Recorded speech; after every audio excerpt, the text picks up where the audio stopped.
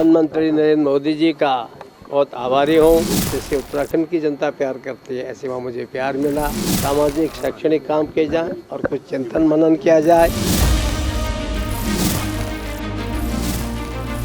भगत दा उत्तराखंड लौट चुके हैं, जहां उनके चाहने वाले उनका पलक पावड़ा बिछाकर इंतजार कर रहे थे। अब वो अपना बचा हुआ समय उत्तराखंड में बिताएंगे।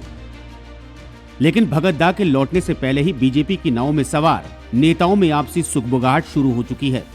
कुछ का मानना है कि वो सीएम धामी के राजनीतिक गुरु हैं और सीएम को इससे लाभ मिलेगा। लेकिन बड़ा सवाल ये है कि अब खुद गुरु बन चुके धामी जी को क्या दोबारा गुरु की जरूरत है? राजनीति का कखरा सिखाने वाले भगत दा के मुख्यमंत्री कार्यकाल में मौजूदा सीएम उनके ओएसडी जैसी जिम्मेदारी संभाल चुके हैं। इसलिए सरकार में रहने और सरकार चलाने का तजुर्बा धामी जी को सालों पहले ही गुरु ज्ञान के रूप में मिल चुका है।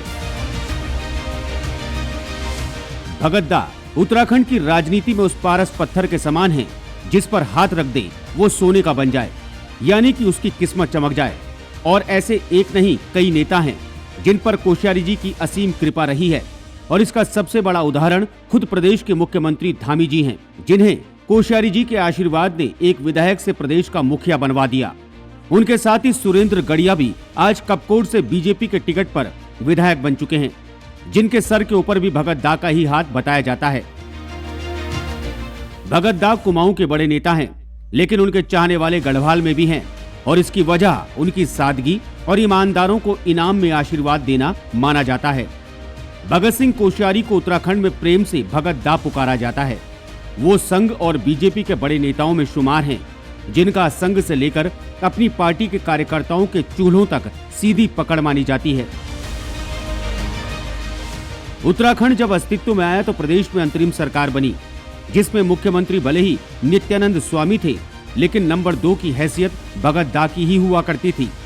प्रदेश बनने के बाद वो मुख्यमंत्री, प्रदेश अध्यक्ष, नेता प्रतिपक्ष, राज्यसभा से लेकर लोकसभा में बतौर सांसद रहे। उत्तर प्रदेश की राजनीति हो, उत्तराखंड की राजनीति हो या फिर संसद में प्रदेश का प्रतिनिधित्व, सभी में भगत दा को पारंगत हासिल है। और यही वजह भी रही है कि उन्हें उनकी ईमानदारी का इनाम देते हुए उन्हें देश के सबसे महत्वपूर्ण आर्थिक प्रदेश का राज्यपाल भी बनाया गया, जहां वो अपनी अग्नि परीक्षा में पास भी हुए। महाराष्ट्र के राज्यपाल रहे भगत सिंह कोश्यारी ने अब अपने पद से इस्तीफा दे दिया है।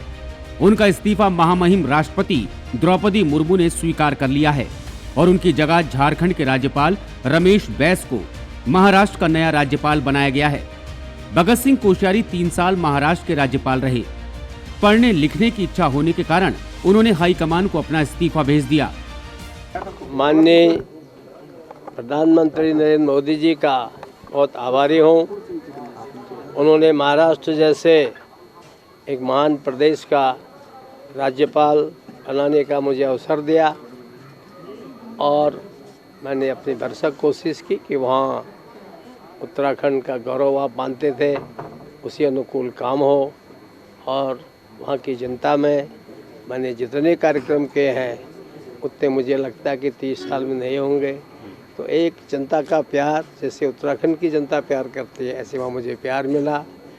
और अब चूँकि उम्र के एक नए पड़ाव पर हूँ और इसलिए मैंने पिछली बार उनसे कहा, मेरी बहुत दिन से इच्छा थी कि अब थोड़ा रोज़मर्रा की राजनीति से दूर रह करके, पदों से दूर रह करके और कुछ सामाजिक शैक्षणिक काम किए जाए और कुछ चिंतन मनन किया जाए।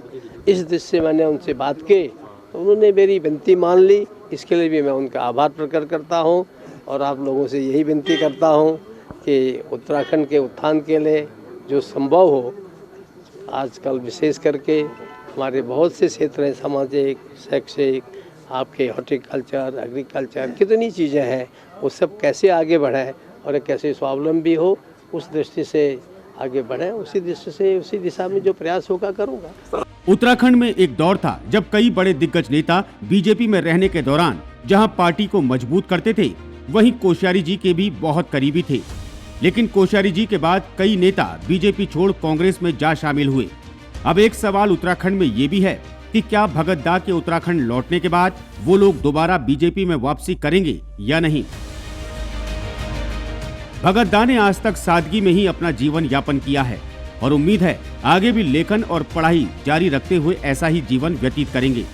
लेकिन जहन में आ रहे सवाल अब भी न सिर्फ हमारा बल्कि कई लोगों का मन कचोट रहे हैं कि क्या भगत दा अब लेखक मात्र तक ही सीमित रहेंगे या फिर राजनीति के पर्दे के पीछे से ताबड़तोड़ बैटिंग करेंगे। बहरहाल ये आने वाला वक्त तय करेगा, लेकिन ये राजनीति है साहब, कब किस ओर करवट ले ले कोई नहीं जानता। फिलहाल आसमान साफ है और तूफान की कोई गुंजाइश नजर नहीं आती।